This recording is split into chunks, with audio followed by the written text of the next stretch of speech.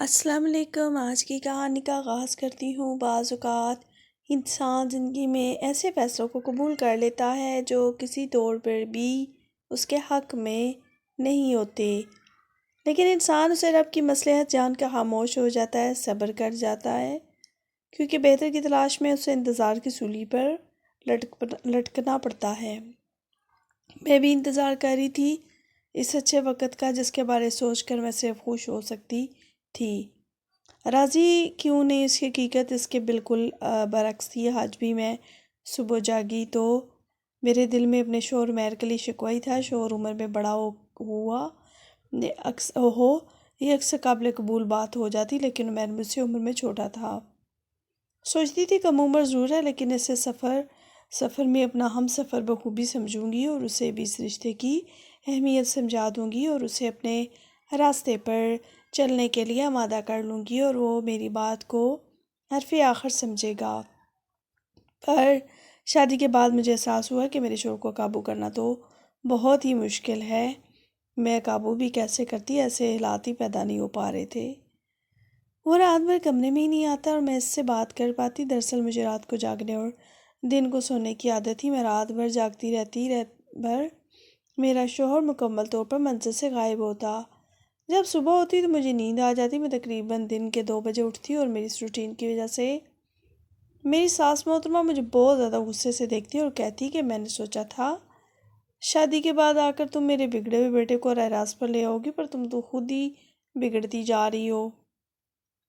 لگتا ہے کہ میں اس دنیا سے اپنے سرمان کو لیے رخصت ہو جاؤں گی اور میں بس سوچ کر ہی رہ جاتی۔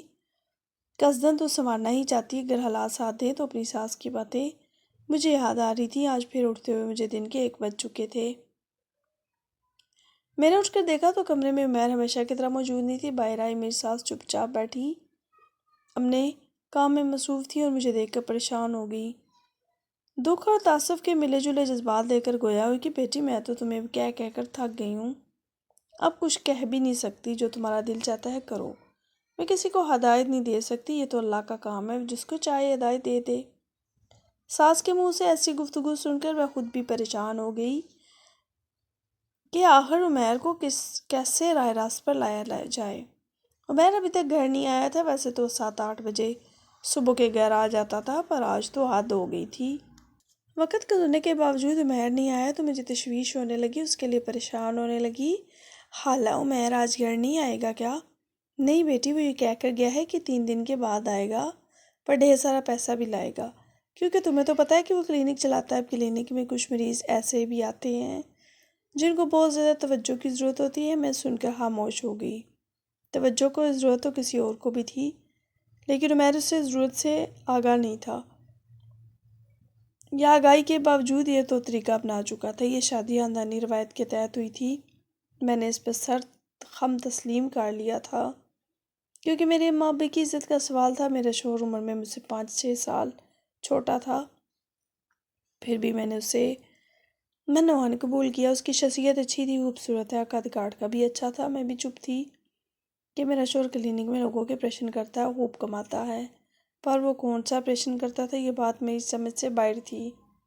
آپریشن کیسے اور کون سا آپریشن کرتا تھا، جبکہ مجھے علم تھا وہ زیادہ پڑھا لکھا نہیں۔ میٹرک بھی اس نے میری ساس کے بہت زور دینے پر مکمل کیا۔ میری ساس ہمیشہ یہی کہتی کہ میرا بیٹا تو ڈاکٹر سے بھی زیادہ ماہر ہے اور کلینک پہ اس کے خاصا رش لگا رہتا ہے، اس کی مصروفیت بہت بڑھ جاتی ہے۔ میں اپنی ساس کی باتوں پر کوئی سوال جواب نہیں کرتی تھی، کیونکہ میں اس گھر کو خوش رکھنا چاہتی تھی، اس میں بہتری تھی۔ شام کو عمیر آئے تو بہت تھکے تھکے لگ رہے تھے۔ ان کو دیکھ کر مجھے لگا جیسے وہ بھی گر جائیں گے، اور ایسا ہی ہوا۔ آتے ہی وہ صوفے پہ گر گئے۔ عمیر کی اماں فوراً اس کے پاس گئی۔ ان کا یہ عمل مجھے شکوک و شبہات میں مبتلا کر گیا، جیسے میں اسے کچھ چھپانا چاہتی ہوں۔ ٹھیک ہے، اولاد کے لیے ماں اتنی فکر مند ہوتی ہے، لیکن بیوی کے ہوتے ہوئے اس طرح کی فکر مندی بھی عجیب لگی۔ بولی جاؤ بیٹی، جا کر اس کے لیے کچھ بنا لاؤ، میرا بیٹا بہت تھک گیا ہے۔ ساس نے میرے شوہر کے ہاتھوں کو ہاتھوں میں لیا، اسے لاڈ پیار کرنے لگی، اس کے ہاتھوں پاؤں پر شفقت سے ہاتھ پھیرنے لگی۔ یہ منظر نوعیت کے اعتبار سے ذرا مختلف تھا۔ میں یہ منظر دیکھ کر حیران تھی کہ آخر میری ساس مجھ سے کیا چھپانا چاہتی ہیں۔ تھوڑی دیر کے بعد میں گرم دودھ لے کر آئی۔ میری ساس نے دودھ گلا میرے ہاتھ سے لیا اور اپنے بیٹے کو بلانے لگیں۔ ساتھ ہی ساتھ وہ ان سے باتیں بھی کر رہی تھی۔ پھر میرے شوہر کو نیند آ گئی اور ادھر صوفے پر سو گیا۔ ماں جی اس کے پاس بیٹھ کے تسبیح پڑھنے لگیں، جیسے وہ جانتی ہوں ان کا بیٹا بہت مشکل میں ہے۔ جب عمیر کی آنکھ کھلی تو تقریباً رات کے 10 بج چکے تھے۔ کہنے لگے آج میں کلینک نہیں جاؤں گا، میں آج نائٹ ڈیوٹی بھی نہیں کروں گا، 2-3 دن کی چھٹی لے رہا ہوں، بہت تھک گیا ہوں کام سے۔ میں نے کہا بالکل ٹھیک ہے، انت تک منت نے آپ کو تھکا دیا ہے، میں آپ کی خدمت کروں گی۔ البتہ میرا شوہر سے کوئی ایسا پیار محبت والا تعلق نہیں تھا۔ میں چاہتی تھی کہ شوہر بیوی والا ہی تعلق رکھوں، کیونکہ اس طرح دوری اور اجنبیت رکھنے سے ہمارا رشتہ ٹوٹ رہا تھا۔ میں نے اس رشتے پر ہمیں بھی اس کو قائم دائم رکھنے کے لیے بری تھی، لیکن رشتہ بے جوڑ تو پہلے سے ہی تھا، اوپر اس کے بھی میری آزمائش کا حصہ تھا۔ اس کو ٹوٹنے نہیں دینا تھا بلکہ اٹوٹ بنانا تھا۔ مگر انسان کی بعض کوششیں رائگاں جاتی ہیں، کیونکہ اس کی ساری کوششیں غلط جگہ پر لگ جاتی ہیں، جہاں پر وہ نہ ہونے کے برابر قرار پاتی ہیں۔ ان 4 دنوں میں اپنے شوہر کے دل میں مقام لانے میں ناکام رہی۔ اسے میری طرف کوئی توجہ نہیں دی۔ ایسا نہیں تھا کہ کم عمری کی وجہ سے یہ بات تھی، بلکہ میرا شوہر مجھ سے کھچا کھچا سا رہتا تھا۔ لگتا تھا جیسے وہ مجھ سے دور بھاگنا چاہ رہا ہو۔ حالانکہ شادی سے پہلے مجھے بتایا گیا کہ عمیر کی شدید خواہش ہے کہ مجھ سے شادی کرنا چاہتا ہے۔ میں اس لیے بھی مان گئی تھی کہ چلو ابا جان بھی کہہ رہے ہیں، عمیر کی بھی خواہش ہے، تو میں دونوں کا مان رکھوں گی۔ پر یہاں تو ایسا کچھ بھی نہیں تھا، یہاں تو میرے ہی مان ٹوٹ چکے تھے۔ عمیر کی باتوں سے لگا تھا کہ شادی زبردستی کروائی گئی ہے۔ میرا دل اب خون کے آنسو ہوتا تھا۔ 4 دن گزر گئے، عمیر کی چھٹی ختم ہو گئی تھی۔ چھٹی ختم ہوئی تو عمیر مجھ سے کہنے لگے اب واپس اپنے کلینک جانا ہوگا، اب کی بار میں زیادہ دن کے لیے جاؤں گا، پر تم فکر نہیں کرو، میں تمہیں واپسی پہ گھمانے پھرانے ایبٹ لے کے جاؤں گا۔ بلکہ میں اپنے سیٹ سے بات کرتا ہوں، مجھے لگتا ہے کہ مجھے ایبٹ ٹرپ کے ساتھ جانا پڑے گا۔ ایسا کرو تم بھی تیار ہو جاؤ، میں تمہیں اپنے ساتھ وہاں کی سیر کراؤں گا، اچھا وقت گزر جائے گا۔ میں یہ بات سن کر پھولے نہ سمائی۔ میں نے کہا اس سے اچھی اور کیا بات ہو سکتی ہے؟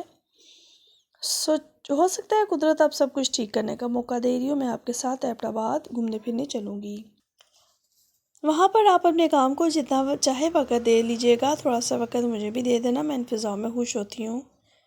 ایبٹ میرا ہوائی شہر تھا اور ہوائی جگہ سے انسیت فطری بات ہے، اور ویسے بھی ایبٹ کی ایک اور بات تھی کہ میں نے کبھی شہری علاقہ نہیں دیکھا تھا۔ ہم لوگ ایک معمولی سے گاؤں میں رہتے تھے۔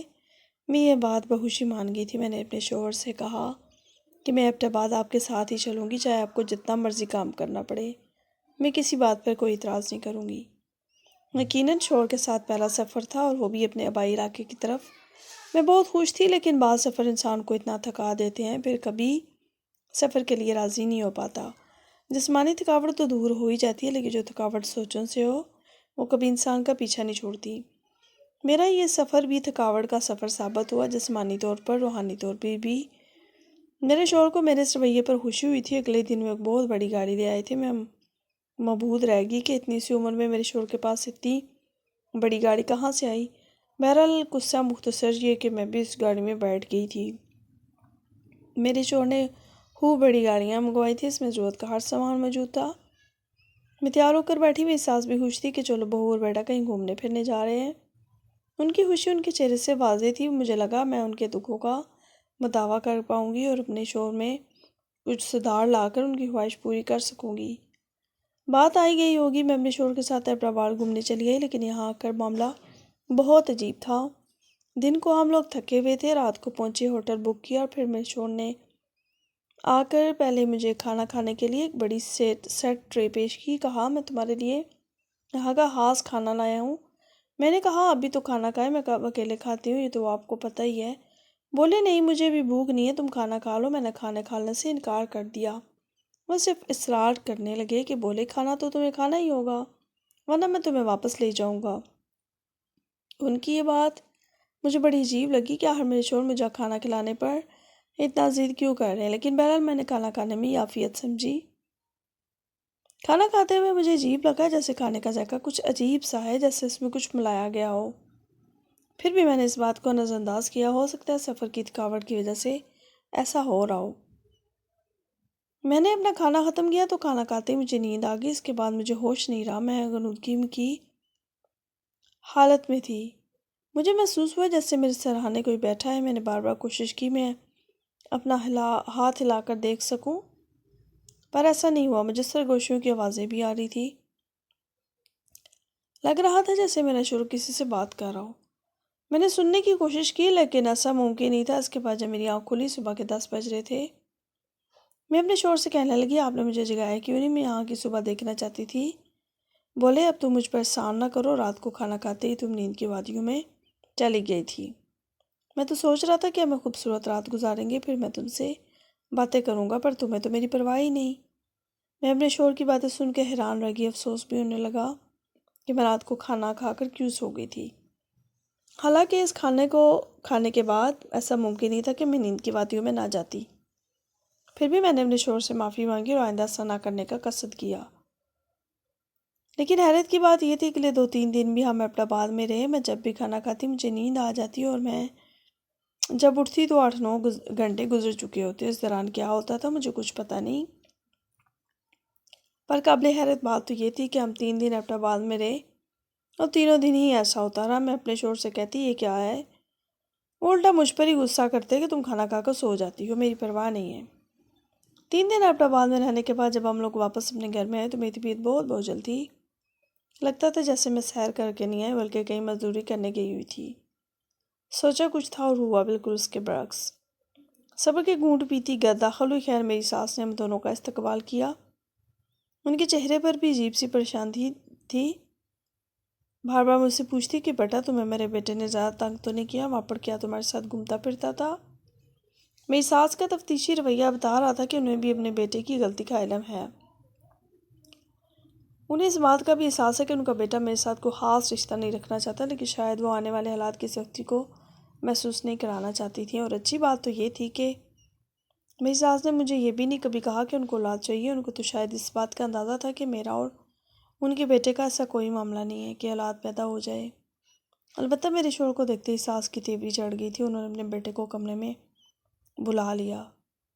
مجھے گمان گزرا کچھ جو مجھ سے چھپایا جا رہا ہے، لیکن کیا ہو سکتا ہے۔ انہوں نے دروازے کو بند کر دیا۔ مجھے بڑی حیرت ہوئی۔ میری ساس تو کبھی بھی اپنے بیٹے کے ساتھ ایسی سختی سے پیش نہیں آتی تھی۔ اب جب کہ وہ مجھے ساتھ لے کر گیا تھا سیر کروانے تو میری ساس کو اس کی تبدیلی پر اس سے خوش اور مطمئن ہو جانا چاہیے تھا۔ حالانکہ ایسا نہیں تھا، وہ اپنے بیٹے سے خاصی خفا لگ رہی تھی۔ میں باہر دروازے کے قریب کھڑی ہو کر ان کی باتیں سننے لگی، کیونکہ ایک ماں اپنے بیٹے کو کمرے میں بند کر کے کوئی بات کہے تو اس کی بیوی کو تو تجسس ہوگا۔ یہی میں نے دیکھا۔ میری ساس اپنے بیٹے کو بے تحاشا ڈانٹ رہی تھی۔ بیٹا پہلے میں نے تمہیں منع کیا تھا کہ تم باز آ جاؤ، پر لگتا ہے کہ تم اپنی بیوی کے بارے میں بالکل سنجیدہ نہیں ہو۔ میں نے تمہاری شادی اسی لیے کی تھی کہ شاید تم شادی کر کے سدھر جاؤ، لیکن مجھے تو لگتا ہے کہ میں نے تمہاری شادی کر کے غلطی کر دی ہے۔ اس لڑکی کے آنے کی وجہ سے ہم اور تم دونوں بدنام ہوں گے۔ نہیں اماں، ہم کیسے بدنام ہوں گے؟ میں اپنی بیوی کے سامنے یہ سب نہیں کرتا اور نہ ہی اسے بتاتا ہوں میری حقیقت کیا ہے۔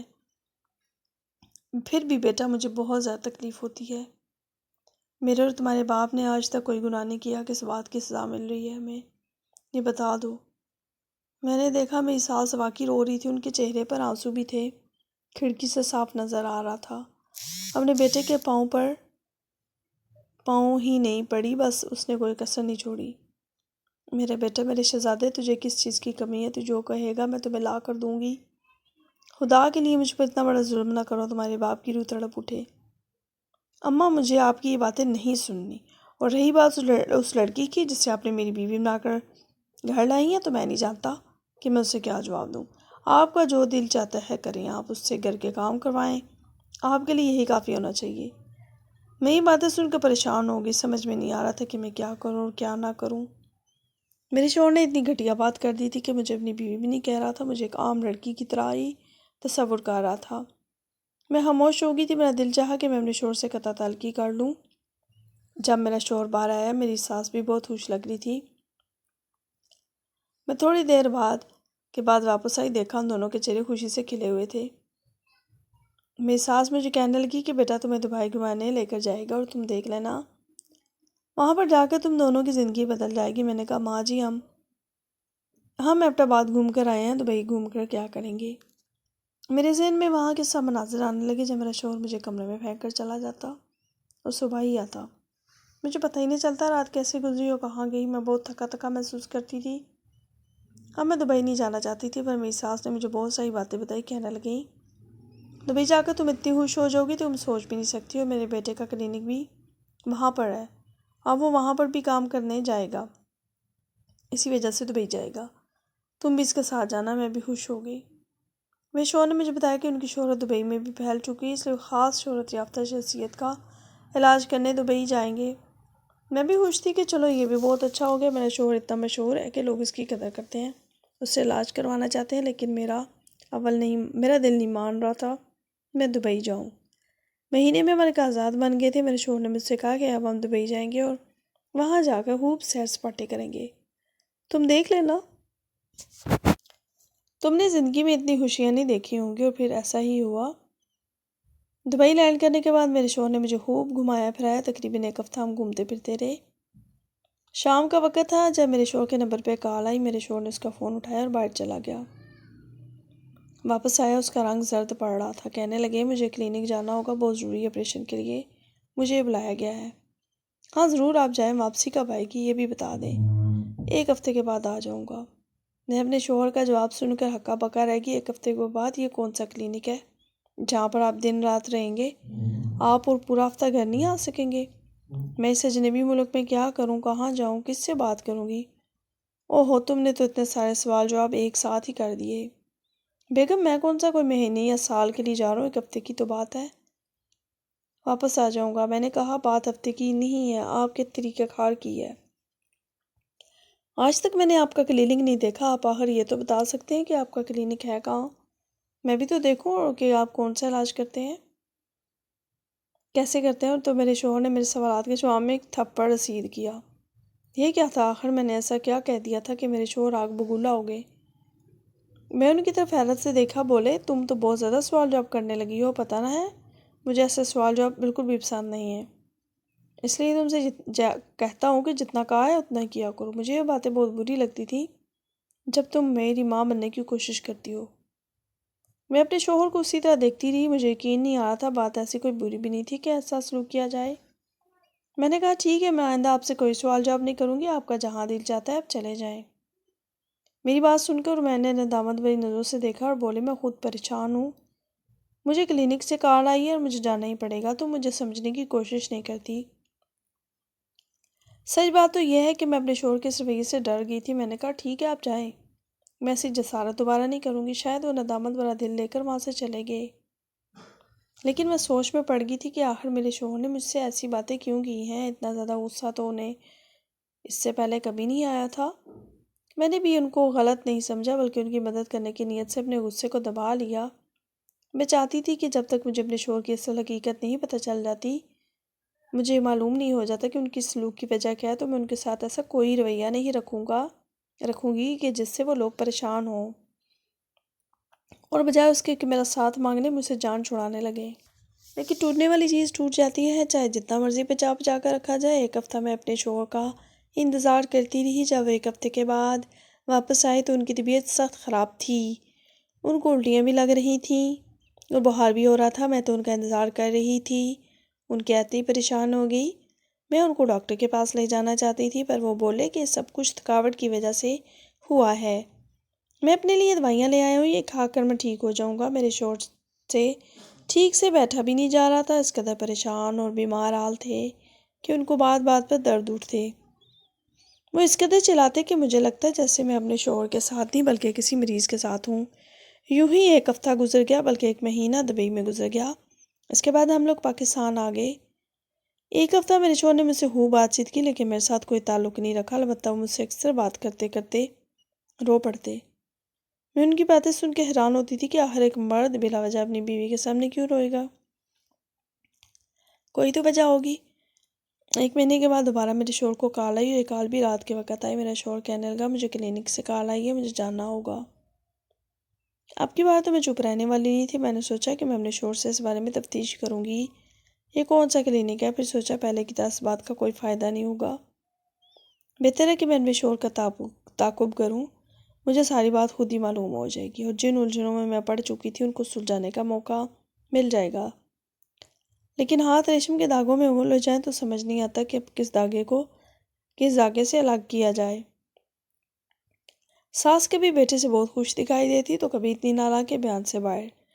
ماجرا کیا تھا سمجھ نہیں آ رہا تھا۔ ساس کچھ بھی بتاتی نہ تھی۔ سوچ کے مطابق میں نے اپنے ارادے پر عمل کرنے کی ٹھان لی۔ جیسے ہی عمیر گھر سے نکلے میں ان کے پیچھے چلی جاتی رہی، یہاں تک کہ وہ لوگ جا کر گاڑی میں بیٹھ گئے۔ حالانکہ ان کے پاس اپنی گاڑی تھی پر اس وقت وہ لوکل گاڑی میں جا رہے تھے۔ میں نے بھی ایک ٹیکسی لی، ان کے پیچھے چل پڑی۔ میں نے دیکھا میرا شوہر ایک بڑے سے بنگلے کے آگے اپنی گاڑی روک کر اندر دیکھ رہا تھا۔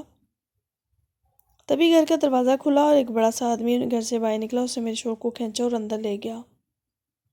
میں نے بھی گاڑی اسی گھر کے سامنے روکی تھی۔ تھوڑی دیر کے بعد میں بھی گاڑی سے اتری۔ باہر کا مرکزی دروازہ کھلا ہوا تھا،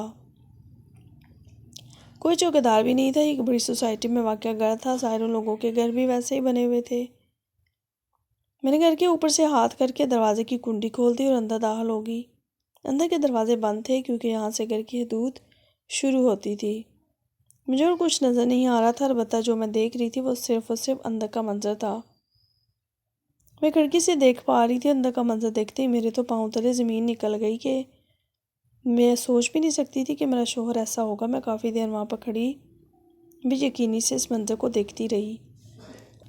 مارے غم کے میری آنکھوں سے آنسو نکل پڑے۔ مجھ پر حقیقت کھل چکی تھی اور ایک بہت ہی نامناسب وقت پر میں وہیں سے اپنی گاڑی میں بیٹھی اور واپس آ گئی۔ گھر پہنچ کر میرا دل بری طرح کانپ رہا تھا، لگتا تھا جیسے میں مر جاؤں گی۔ میں نے اپنے خاندان والوں کے سامنے اپنے شوہر کی اچھائیاں کر رکھی تھی، مگر میرا شوہر کیا نکلا یہ تو مجھے آج پتہ چلا۔ میں جاتی اپنی ساس پر برس پڑی۔ امی جان آپ دیکھ لیں آپ کا بیٹا کیا کرتا پھر رہا ہے، کیا کر رہا ہے بیٹی، آپ انجان نہ بنیں۔ میں آپ کے بیٹے کی حقیقت خود اپنی آنکھوں سے دیکھ آئی ہوں۔ میری یہ بات سننا تھی کہ ساس کا ایک رنگ آئے اور ایک رنگ جائے۔ بیٹی مجھے معاف کر دو، میں نے جو بھی کیا اپنے بیٹے کی محبت میں کیا۔ آپ اچھی طرح جانتی تھی کہ آپ کے بیٹے کی حقیقت کیا ہے، مکمل مرد نہیں ہے، وہ تو لوگوں کے یہاں ناچنے جاتا ہے، ناچ ناچ کے جب تھک جاتا ہے تو گھر آتا ہے۔ آپ بھی اس کی کمائی کھا رہی ہیں اور آپ مجھے کہتی ہیں کہ میں آپ کے بیٹے کے ساتھ پیار محبت سے رہوں، جب وہ ایک مکمل مرد ہے ہی نہیں۔ ہم نے سوچ بھی کیسے لیا؟ یہ بات سن کر میری ساس نے انوکھی منطق گھڑی۔ اس گھر میں تمہیں کیا نہیں ملتا؟ روپیہ پیسہ، کھانا پینا، زندگی کے ہر آسائش موجود ہے، تمہارے لیے دنیا کی ہر چیز دستیاب ہے، پھر بھی تم اتنی ناشکری کر رہی ہو۔ تمہیں تو میرا اور میرے بیٹے کا شکر گزار ہونا چاہیے۔ میں نے کہا آپ اچھی طرح جانتی ہیں آپ بھی ایک عورت ہے، نہ آپ کو پتہ ہے کہ صرف روپے پیسے سے اور انسان آسائشوں سے ایک انسان کا رشتہ نہیں چل سکتا۔ انسان اپنی پوری زندگی ان مادی چیزوں کے سارے نہیں گزار سکتا۔ آپ کا بیٹا مکمل مرد ہے ہی نہیں تو کیسے اس کے ساتھ رہ سکتی ہوں؟ یہ کہہ کر میں نے اپنی ساس کے گھر کا دروازہ کھولا، دہلیز پار کر گئی۔ میں نے وہاں سے کچھ بھی نہیں اٹھایا، جس بات کا ان کو زوم تھا وہ وہیں چھوڑ آئی، کیونکہ میں کسی گناہ کی مرتکب نہیں ہو سکتی تھی۔ میری ساس تو چاہتی تھی کہ میں باقی لوگوں سے تعلق قائم کر کے خوش رہوں اور ان کے بیٹے کا یوں ہی برہم رہے۔ میں سے گناہ والی زندگی میں کبھی مر کر بھی نہیں گزار سکتی تھی، سو میں نے اس شان و شوکت والے محل کو چھوڑ دیا اور لات مار کر واپس اپنے غریب خانے پر آ گئی۔ بھلے ہی مجھے کوئی غریب آدمی ملے، لیکن میرا ساتھ اس کے ساتھ رشتہ مکمل ہوگا تو میں خوش رہوں گی، کیونکہ رشتے دولت سے نہیں بلکہ انسان کے مکمل ہونے سے چلتے ہیں۔